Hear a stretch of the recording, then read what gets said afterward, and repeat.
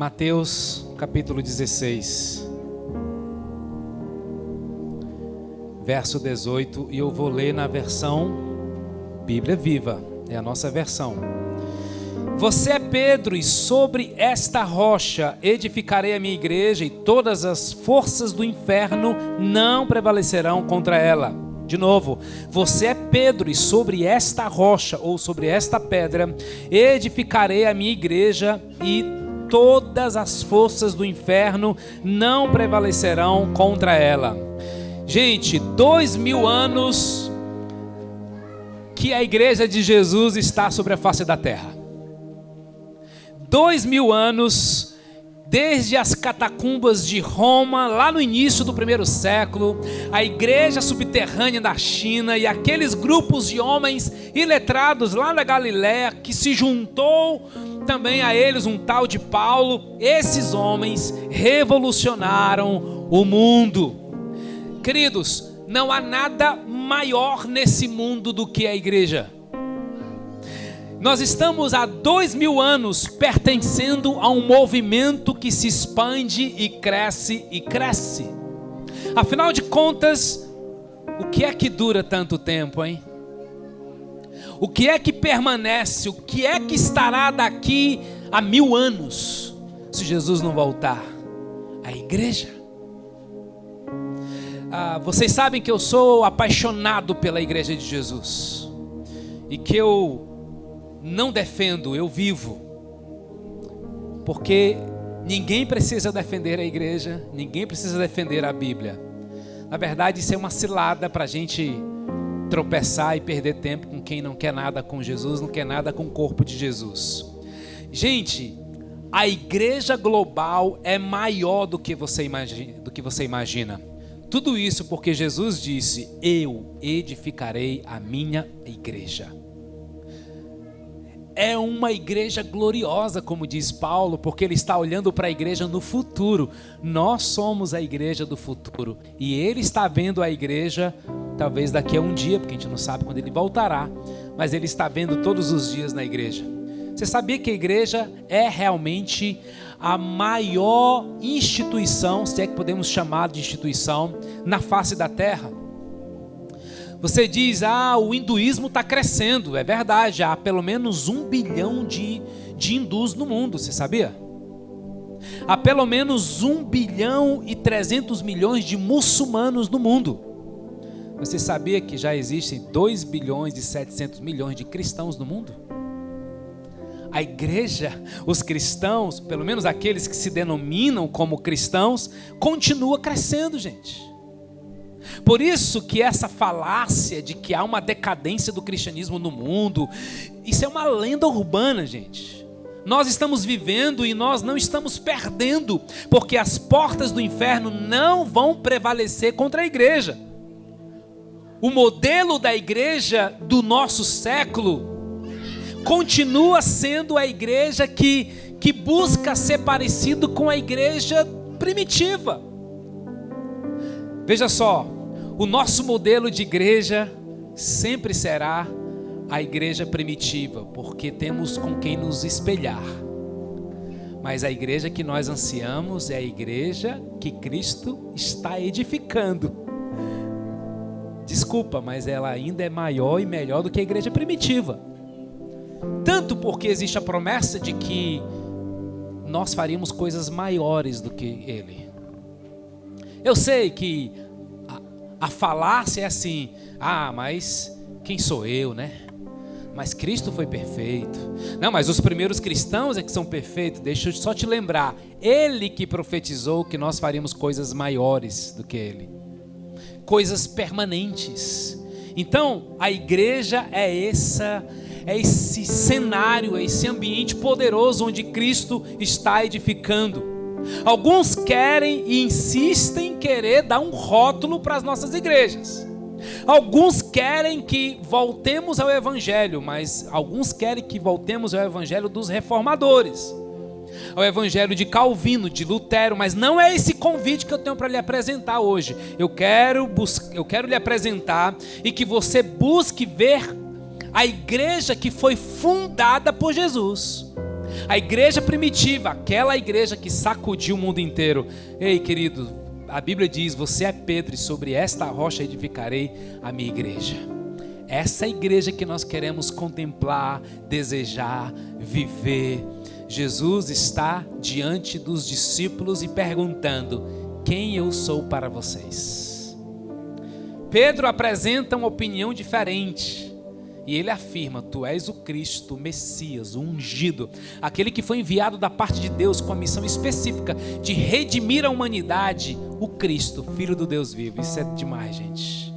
E foi a partir dessa declaração a respeito de Jesus, uma declaração provocada por uma revelação divina. Então Pedro diz: o que você diz, né? Imagina Jesus dizendo isso: o que você diz a meu respeito, Pedro? É sobre tudo isso mesmo. Porque eu sou o que, aleluia, Ele sustenta todas as coisas. As portas do inferno não serão capazes de impedir a minha igreja para que ela continue avançando triunfantemente. Irmãos, Cristo é o dono da igreja, é o idealizador da igreja, é Ele quem governa a igreja, e somente Cristo é o cabeça da igreja. Por isso Ele pode dizer: eu edificarei a minha igreja. Isso é poderoso, porque essa expressão possessiva atesta poder, domínio e autoridade, gente. Jesus tem domínio sobre a igreja, porque a igreja é dele. Jesus disse: eu vou edificar a minha igreja e as portas do inferno não vão prevalecer. E eu quero que você aprenda isso. Não é no sentido de que a igreja está recuando e o inferno está atacando. Não, gente, ao contrário. Seja lá o que for orquestrado pelo inferno, nada poderá impedir a marcha triunfante da igreja de Jesus. É a igreja que está na ofensiva. É a igreja que está atacando. A igreja é que está indo adiante. Por quê? Porque existe domínio e autoridade no nome de Jesus. E nós estamos indo e avançando no poder do nome de Jesus. E aí vem uma pergunta: quando é que nós vamos voltar a ser aquela comunidade que Jesus sonhou que nós fôssemos? Ou quando será esse dia? A igreja, segundo o propósito divino, é uma comunidade, é uma casa, é um povo formado por pessoas que foram transformadas com a missão de glorificar a Deus e de fazer discípulos. Essa igreja que Jesus afirmou, gente, edificar, jamais se tornaria uma instituição. Ele nunca pensou nisso. Essa igreja seria resultado de uma casa espiritual. Como consequência de quê? Do derramamento do Espírito Santo. Porque a igreja só é igreja por causa da presença do poder do Espírito Santo. Ela foi edificada em Cristo, mas ela foi inaugurada em Pentecoste. Ela foi inaugurada com a manifestação do Espírito Santo. Amo essa declaração de John Stott, que diz que antes de Cristo enviar a igreja ao mundo, Ele enviou o Espírito à igreja. Porque a igreja só é igreja se for gerada, movida do poder do Espírito Santo. A igreja jamais seria um prédio, gente, na mente de Cristo. A igreja é uma casa espiritual. Por isso te pergunto, quando a igreja voltará a ser comunidade de homens e mulheres cuja vida deve estar completamente centrada em Cristo? Porque a ênfase deve estar no movimento do Espírito Santo sobre a casa. Pois só o Espírito Santo pode fazer um agrupamento de gente diferente se juntarem em um só propósito, em um só espírito, numa casa que se torna viva, cativante. Oh, queridos, igreja de fato não é tradicionalismo, igreja não é prédio, igreja não é templo, igreja são pessoas cheias do Espírito Santo, unidas a um propósito. Igreja não é você, igreja somos nós. Não acredito definitivamente, eu sou a igreja. Essa declaração é antibíblica. Nós somos a igreja. Você nunca será a igreja sozinho. Nós somos igreja, nós somos igreja.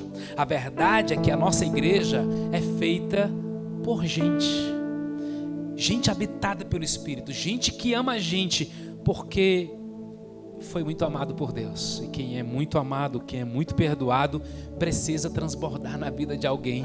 Por isso a gente se junta, porque certamente alguém nessa tarde foi aquecida pelo poder do Espírito Santo. Porque tinha gente cheia, tem gente cheia aqui, derramando, compartilhando sobre sua vida. Isso é maravilhoso, irmãos. Nós precisamos começar focando na essência da igreja. Voltemos à essência, gente. É lá em Cristo. Ele é o dono da igreja. Ele é o pastor dos pastores. Ele é quem comanda a igreja. Eu sei que há exemplos muito ruins e distorcidos da igreja. Claro, nós não queremos ser isso. Por exemplo, existe a igreja creche. É a igreja dos crentes bebês, crianças, porque não demonstram qualquer tipo de maturidade. Mas também tem a igreja assistencialista, onde os crentes com 10 anos de vida cristã continuam ainda com um crescimento demorado, porque tudo que ele sabe fazer é entregar alguma coisa, ele não sabe receber. Também tem a igreja desnutrida, que é essa igreja que seus membros comem apenas uma vez por semana, achando que o culto de domingo consegue estocar comida para a semana inteira. Ele não aprendeu que tem que se encontrar com Deus todos os dias, como tão bem fomos conduzidos hoje aqui pela pastora Melissa, nos fazendo lembrar que amanhã de manhã, naquele dia, naquela correria, a gente vai viver para a glória de Deus. Mas também tem a igreja flácida, é a igreja que come e dorme, come e dorme, come e dorme, não tem músculo nem resistência, não entra em campo para servir, não entra no campo para jejuar, para orar, não entra em campo para evangelizar, ele só recebe, só recebe, só recebe, só recebe. Mas também tem a igreja colônia de férias, sabia? É a igreja que transforma num lugar para onde a gente gosta de ir, porque afinal de contas a gente precisa do conforto, precisa de diversão, e a gente quer ter um lugar bem agradável para nós. Também tem a igreja plateia, é a igreja onde a gente só senta e assiste e a gente vai embora sem nenhum tipo de engajamento com essa comunidade. Também tem a igreja clube, onde a gente paga uma cota, né, porque a gente paga, a gente exige alguma coisa também, que o ambiente esteja limpo, que seja gostoso, que tenha que ter realmente as coisas bem confortáveis para a gente. Gente, igreja jamais será um lugar de entretenimento. Igreja é lugar de transformação. Igreja é lugar para nos impulsionar, para nos inspirar. Mas há uma igreja viva. Essa igreja viva, ela é casa espiritual. Ela é liderada pelo bom pastor Jesus Cristo. Ela é habitada pelo Espírito Santo, ela é edificada sobre uma palavra viva e ela é formada por pedras vivas para um propósito vivo. Essa é a igreja que eu quero fazer parte, você. Igreja não é, ninguém vai embora hoje. Muita chuva. Igreja não é, nunca foi e nunca será lugar de gente perfeita, lembre disso. É um equívoco ver a igreja como pessoas absolutamente santas, perfeitas, gente que não sabe o que de fato é a verdade. Igreja é uma comunidade formada por pessoas que foram agraciadas, que foram transformadas, embora limitadas e imperfeitas, mas a cada dia estão sendo lapidadas, tratadas por seu imensurável amor. Igreja não significa uma comunidade de gente acabada. É uma comunidade de gente inacabada que está sendo trabalhado por Deus. E nesse exato momento, eu creio que as mãos poderosas... É bom ter alguém na porta, tá, gente? Alguém lá na porta, por favor. A pergunta continua existindo. Quando a igreja voltará a ser uma comunidade de homens e mulheres cuja vida deve ser completamente voltada para Cristo? Se você entender que a igreja é uma casa espiritual, se você entender que a igreja é um lugar de gente transformada, de gente em processo de transformação, mais do que uma estrutura física, você está pertencendo a uma igreja que Jesus edificou. De forma prática, gente, o desafio hoje é: que igreja é essa que Jesus edificou? Como é a cara dela? Como é que ela é parecida? Eu quero trazer para vocês então a grande comissão. Eu vejo a igreja relatada nessa grande comissão. Então Jesus aproximou-se dos seus discípulos, Mateus 28, e disse: toda a autoridade me foi dada nos céus e na terra. Portanto, vão e façam discípulos de todas as nações, batizando-os em nome do Pai, do Filho e do Espírito Santo. Igreja saudável, igreja bíblica, igreja viva, ela vive a grande comissão. Quando ele diz: vão, portanto, e façam discípulos, ele está quebrando um paradigma tão comumente usado por pastores, igrejas, que Deus não quer quantidade, Deus quer qualidade. Isso não é verdade. Deus quer qualidade, Deus quer quantidade. Por isso ele diz: façam discípulos, qualidade, de todas as nações, quantidade. Deus se importa tanto com seu vizinho, Deus se importa tanto com a nossa cidade, Deus se importa tanto com o bairro onde nós estamos ali incluído. Deus se importa tanto, gente, que já compartilhei isso com vocês, que até os vizinhos do prédio onde nós iremos nos reunir, Deus já está criando uma convergência, né? O vizinho do lado é um amigo do Elano aqui da nossa igreja, e eu descobri que o meu vizinho da frente, o dono do buffet, mora no meu mesmo prédio. Eu acabei de mudar, né? Na minha mesma torre, e eu já orei a Deus pedindo um tempo só com ele, e Deus já me deu esse tempo. Ele é o único camarada que não dá bom dia, nem boa tarde, nem boa noite. Eu disse: é desses aí que a gente tem que chegar junto mesmo. Então eu já chamei ele pelo nome, já fui no síndico, já peguei a ficha dele, né? Já sei tudo, pelo menos o básico sobre ele, já falei o nome, já me apresentei, e enfim, tivemos uma conversa muito bacana. Ele já compartilhou da vida dele, e mal sabe ele do que espera, né? Não, bem sabe ele, bem saberá ele, né? Do que aguarda um bom vizinho, que a gente obviamente vai usar o estacionamento dele, claro, né? E a gente vai usar o buffet dele também, claro. Enfim, e acima de tudo, nós oraremos pela vida do seu Geraldo, né? Esse é um camarada bom para vir aos pés de Jesus. Pessoal, evangelismo, consolidação e discipulado. 3 marcas de uma igreja edificada em Jesus. Façam discípulos, por favor. Não viva sua vida cristã sem orar por alguém, sem influenciar alguém, sem investir na vida de alguém para que ele conheça Cristo. Eu tenho dito isso para a nossa liderança. Há pelo menos 3 tipos de gente que nós deveríamos andar intencionalmente cercado. Alguém que nós estamos evangelizando, um novo convertido que está nos primeiros passos da fé, e alguém que já é maduro, preparando ele pelo discipulado para que ele gere mais frutos. Porque tem muita gente madura e infrutífera, e ao meu ver, isso não é maturidade. Isso é água parada, quando Deus diz que nós somos rios de águas vivas e não lagoas de águas vivas, águas paradas. Gente madura frutifica, gente madura está amando pessoas. E o zum da nossa geração é que gente não é confiável, gente não presta, ou bicho difícil é gente. Eu odeio essa expressão, quando a gente chama gente de bicho, né? Não, Deus ama essas pessoas, Ele desceu da sua glória por causa dessa pessoa, inclusive você, né? Então Deus ama pessoas e Ele quer que nós amemos pessoas. Por isso nós vamos para uma nova geografia e não apenas para um novo templo. Nós vamos para um lugar para amar aquelas pessoas, e nós precisamos, né, ser intencionais no amor, no evangelismo, na consolidação e no discipulado. Irmãos, o discipulado é uma ferramenta extraordinária de transformação. Creia nisso. E sabe uma coisa que eu encerro com essa reflexão? Ensinando-os a obedecer a tudo quanto vos tenho ordenado. Essa é uma das declarações mais fortes de Jesus, ao meu ver, quando ele diz: batizando-os em nome do Pai, do Filho e do Espírito Santo, ensinando-os a guardar ou a obedecer a tudo quanto lhes tem ordenado. Porque você não ensina ninguém a obedecer pela fala, você ensina alguém a obedecer se relacionando com ela.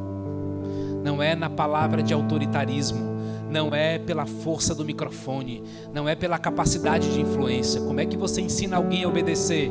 Se relacionando com ela. Então você nunca fará discípulo sem relacionamento.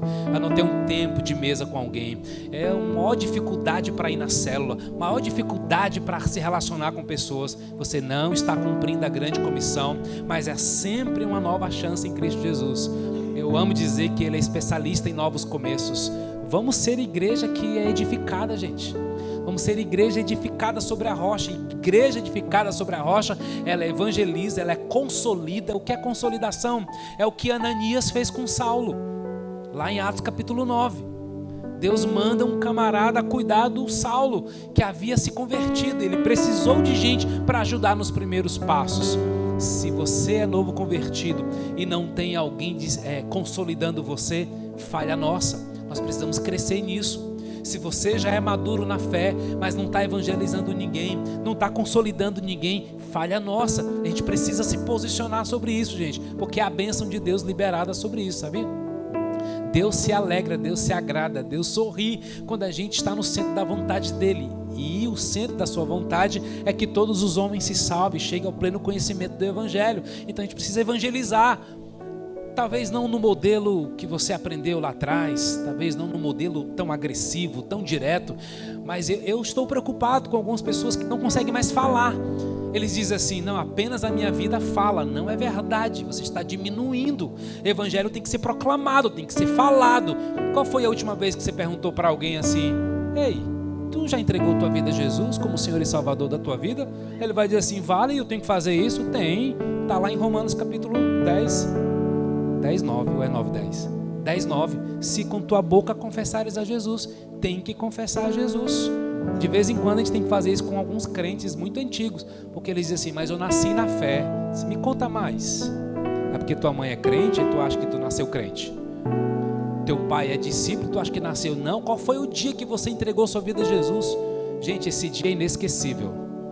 Esse dia muda a nossa história. Eu fiz a minha entrega da minha vida a Jesus num quarto de hotel, antes de tocar forró lá em São Paulo. Alguém me evangelizou, me converti, me entreguei. Foi ali, num quarto de hotel, que eu me converti a Jesus, com 15 anos de idade. De verdade, né? E até aqui tenho caminhado com Jesus. A gente precisa amar as pessoas, precisa consolidá-las e precisa discipulá-las. Para isso, precisamos de intencionalidade, precisamos de amor, precisamos baixar a guarda, precisamos nos relacionar com as pessoas. Ele vai fazer grandes coisas. Ele vai edificar essa igreja. Eu quero fazer parte dela. E você?